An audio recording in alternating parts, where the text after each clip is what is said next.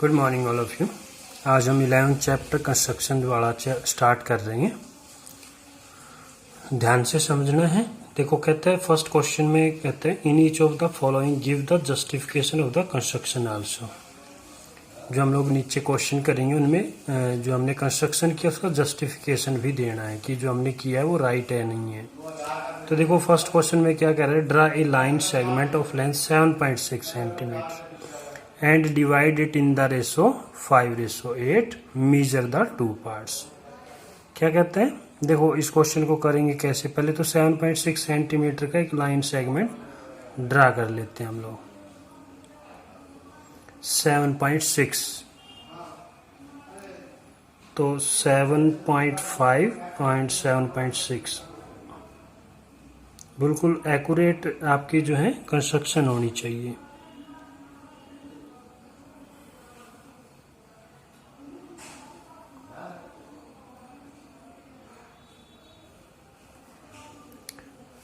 इस तरह से हम लोग एक 7.6 सेंटीमीटर का एक लाइन सेगमेंट ड्रा कर लेंगे। इसका नेम आप कुछ भी दे सकते हो। सपोज करो ए बी लाइन सेगमेंट हमने ड्रा कर लिया 7.6 सेंटीमीटर का। कितना है ये? 7.6 सेंटीमीटर। फिर उसके बाद क्या करेंगे, फिर हम लोग एक एक्यूट एंगल ड्रा कर लेंगे on one side of A B. Acute angle, acute angle क्या होता है? Less than 90। इस टाइप से हम लोग एक एक्यूट एंगल ड्रा कर लेते हैं।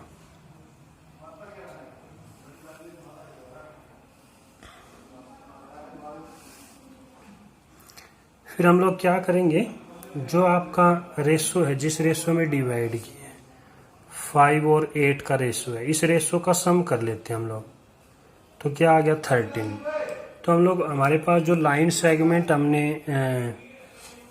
ड्रा किया उसको इस रेशो में डिवाइड करना है 5 और 8 के। तो उसके लिए हम लोग क्या करेंगे, जो हमने एक्यूट एंगल ड्रा किया है इस रे पर हम लोग 13 इक्वल पार्ट कट कर लेंगे। जो इनका सम आया ना 13, तो उतने इक्वल पार्ट ड्रा करेंगे इसके ऊपर। आप अपनी मर्जी से कितनी भी है कंपास को ओपन करेंगे, इस तरह इतनी ओपन करें कि इसके ऊपर 13 आ जाए, इजीली आ जाए। तो जैसे 13 ड्रा करने, ये फर्स्ट,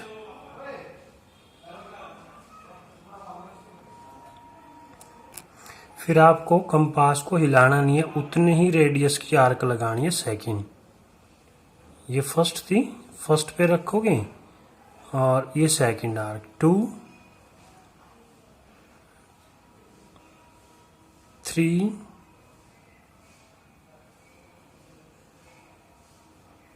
4 5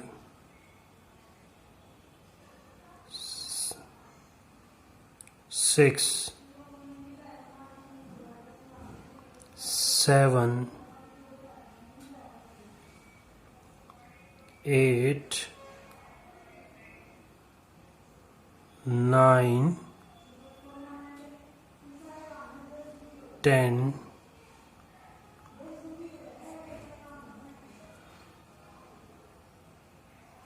11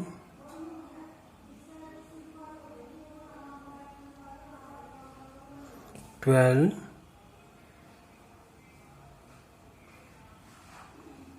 एंड 13। इसको प्रोड्यूस कर लो। ये तो रे है, रे को कितने ही प्रोड्यूस कर सकते हैं हम लोग। इसको ऐसे प्रोड्यूस कर लेंगे हम लोग। सपोज करो ये एक्स लिख लिया हमने, ये एक्स ये रे है, तो 12 हो गया ना, एंड 13। इसका नेम हम लोग कुछ भी लिख, जो हमने ये आर्क ड्रा की है इक्वल रेडियस की, इनका नेम रख लेते हैं। सपोज करो ए से स्टार्ट किया है तो कुछ भी लिख सकते हो। वैसे तो आप A1 A2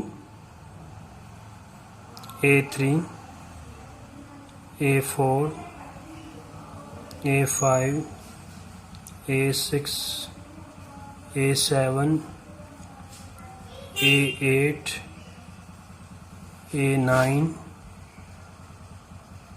A10, A11, A12, A13। फिर क्या करेंगे, जो हमारे पास लास्ट आर्क आई है उसको लाइन सेगमेंट के दूसरे पॉइंट से ज्वाइन कर देंगे, माना A13 को B से ज्वाइन कर देंगे इस टाइप से।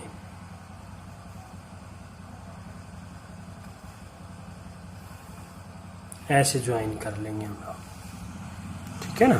स्टेप्स ऑफ कंस्ट्रक्शन भी है, जैसे जैसे बना रहे हैं वैसे स्टेप्स ऑफ कंस्ट्रक्शन भी होंगे। फिर उसके बाद क्या करना है, देखो हमें उसे 5 और 8 के रेशो में डिवाइड करना है। फिर क्या करेंगे, जो A5 है उससे इस लाइन के पैरेलल एक लाइन ड्रा कर लेंगे A5 से, ठीक है ना, A5 से। तो पैरेलल लाइन ड्रा करने का तरीका क्या है, आप अपनी मर्जी से कितनी भी कंपास ओपन करें, मतलब कितनी रेडियस की ले लें। जैसे सपोज करो हमने ये लिया और ये आर्क ड्रा कर लेंगे यहाँ ऐसे। फिर इसी आर्क को इतना ही रखते हुए A5 से हम लोग ऐसे ही आर्क लगा लेंगे, इस टाइप से लगाएंगे। कितनी भी बड़ी भी कर सकते हैं आप लोग। फिर क्या करेंगे, दूसरा स्टेप जो है पैरेलल ड्रा करने के लिए इसको मेजर कर लेंगे हम लोग। कंपास से ही मेजर करना आपको, ये कितना है वो ऐसे मेजर कर लेंगे हम लोग इसको। फिर इसी को इतना ही ओपन रखते हुए यहां से आर्क लगा लेंगे इसमें, ये आ जाएगा आपके पास। फिर क्या करेंगे, जो ये अब आर्क आई है इसको A5 से ज्वाइन कर लेंगे।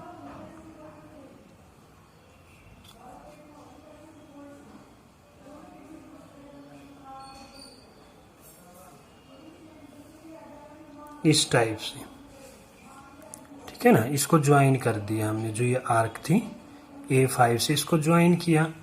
तो ये देखो ये इसके पैरेलल आ गई है।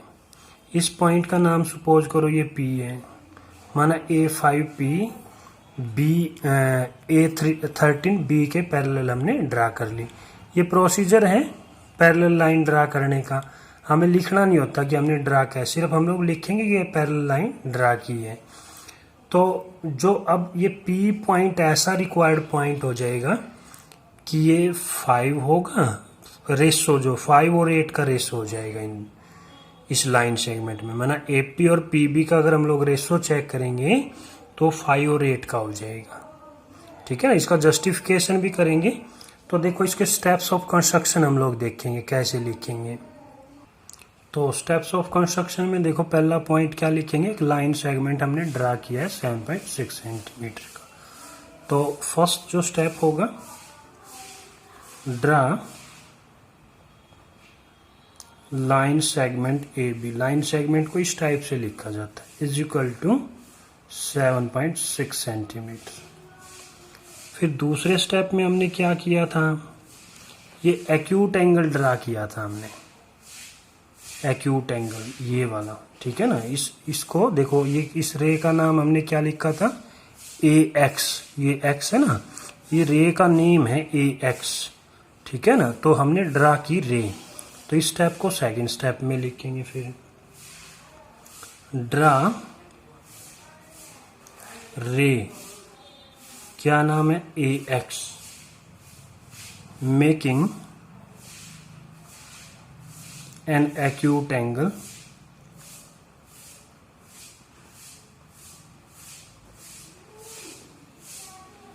विद AB, ठीक है ना।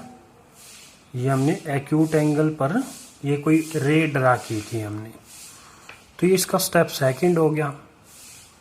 उसके बाद हमने क्या किया, ये 13 इक्वल पार्ट हमने ड्रा किए रे AX पर।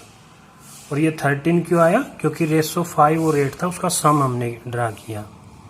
तो फिर उसको कैसे लिखेंगे, थर्ड स्टेप में ड्रा कितने 13, ये 13 कैसे आए, 5 और 8 को ऐड करके, ठीक है ना। पॉइंट्स, पहले तो पॉइंट आए ना, पॉइंट्स कौन से A1 A2, A3, A4, A5, A6, A7, A8, A9, A10, A11, A12 and A13 such that ये 13 पॉइंट तो ड्रा किए, लोकेट तो किए ये पॉइंट, लेकिन ये पॉइंट भी कैसे थे, इक्वल डिस्टेंस पे थे माना, सच दैट A1 माना जो ये फर्स्ट है A1 is equal to A1 A2 is equal to A2 A3 and so on, इस तरह से चलता जाएगा, is equal to A1 A2 is equal to A2 A3 is equal to A3 A4 is equal to A4 A5 is equal to A5 A6 is equal to A6 A7 is equal to A7 A8 is equal to A8 A9 is equal to और फिर A9 A10 is equal to A10 A11 is equal to A11 A12 and is equal to A12 A13। ये 13 equal part हो गए जो हमने draw किए हैं, ठीक है ना। किस पे ड्रा किए हैं, ऑन रे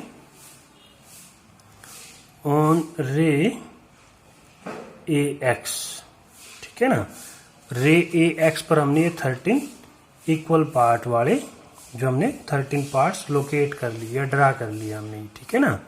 रे AX पर ये ड्रा किए हुए हमने, ठीक है ना। ये 13 हो जाएंगे टोटल। फिर उसके बाद हमने क्या किया, 13 ड्रा करने के बाद पहले इसको ज्वाइन किया था, किसको, A13B को ज्वाइन किया था। तो नेक्स्ट स्टेप में इसी को लिखेंगे। फिर स्टेप नंबर 4, ज्वाइन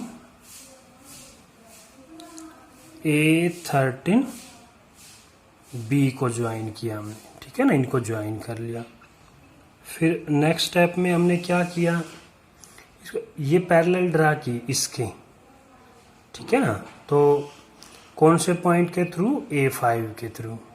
तो स्टेप नंबर 5 में क्या आ जाएगा, through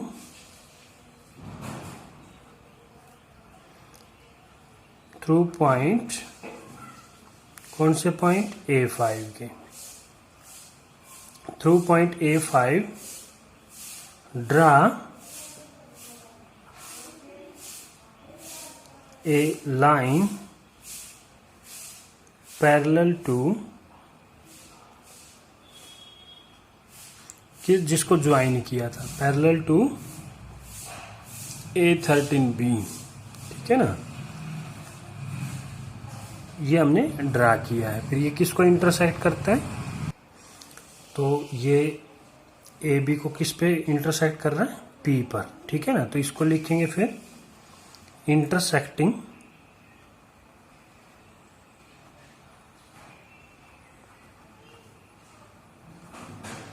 AB at point P पे वही इंटरसेक्ट कर देता है।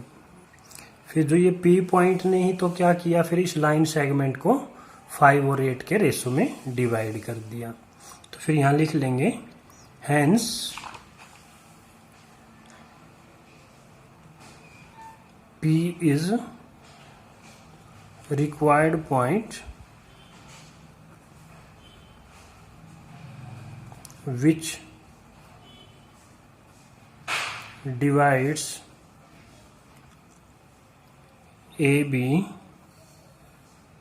is equal to 7.6 centimeter in ratio 5:8। ये हमारी कंस्ट्रक्शन होगी। उसके बाद क्या कहता था, उन दोनों पार्ट को मेजर भी करेंगे हम लोग, ठीक है ना। दोनों पार्ट की मेजरमेंट लिखेंगे। दो पार्ट कौन से बने थे, एक AP बना और दूसरा क्या बना, PB बना। तो इनकी लेंथ को भी मेजर कर लेंगे हम लोग।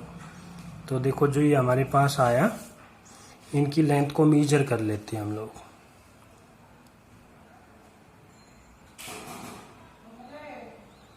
तो ये आपके पास आया 2.9 अप्रोक्सीमेटली आ जाएगा आपके पास, ठीक है ना। और दूसरे को भी मेजर कर लेते हैं। 2.9 फर्स्ट है, तो सेकंड आपका ये अप्रोक्सीमेटली 4.7 हो जाएगा, ठीक है। तो इनकी लेंथ भी लिख लेंगे हम लोग। तो ये तो कितना आ गया 2.9 सेंटीमीटर और PB 4.7 सेंटीमीटर, ठीक है ना। और इनको ऐड कर लो, अप्रोक्सीमेटली इक्वल आनी चाहिए ना। 7, 9, 16, 4 to 6 और 7, ये मैंने अप्रोक्सीमेट वही आ गया, मैंने 7.6 सेंटीमीटर टोटल हो गया। अब क्या कहता था, उसको हमने क्या करना है, कंस्ट्रक्शन को जस्टिफिकेशन भी करना है इसका। तो जस्टिफिकेशन देखते हैं हम लोग।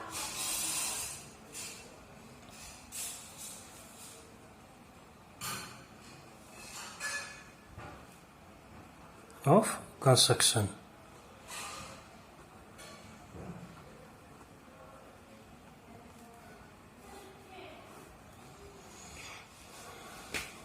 देखो इसको देखते हैं हम लोग। ये हमने इसके पैरेलल ड्रा की थी, ठीक है ना। यानी कि A5P जो पैरेलल है A13B के। तो इसमें लिख लेते हैं, since A5B A5P parallel to A13B, ठीक है ना। तो देखो अगर ये इसके पैरेलल है तो हमारे पास थ्योरम होती थी BPT। अगर किसी ट्रायंगल में एक लाइन के पैरेलल अगर कोई लाइन ड्रा करें तो other two sides are divided in the same ratio. तो ये सेम रेशो में डिवाइड हो जाएगी, माना A5 और A5 A13 का रेशो लिख लेते हैं इसको। A5 अपॉन A5 A13 का ratio, A5 upon A5 A13 is equal to AP upon PB के इक्वल हो जाएगा। तो इसको लिखें is equal to AP upon PB हो जाएगा। ये को लिखा बाय BPT। ये BPT से ऐसा होता है, ठीक है ना। तो फिर देखो हमें कंस्ट्रक्शन से ये तो पता ही था, ये इसका रेशो हमने कितना किया, ये 5 है ये 8 है। बाय कंस्ट्रक्शन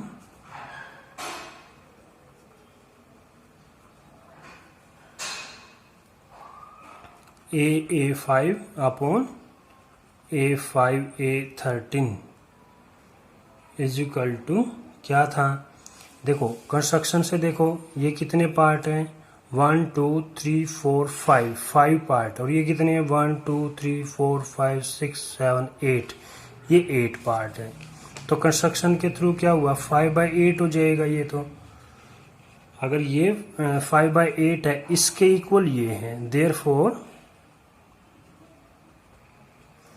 तो AP बाय PB भी इसके इक्वल है, तो वो भी कितना हो जाएगा 5/8 हो जाएगा। यही हमें चेक करना था, जस्टिफाई करना था कि वो AP और PB है, जो AP और PB है वो किस रेशो में डिवाइड हुई है, वो 5 और 8 के रेशो में डिवाइड हो गई है। जो माना AB है उसके दो पार्ट बन गए AP और PB।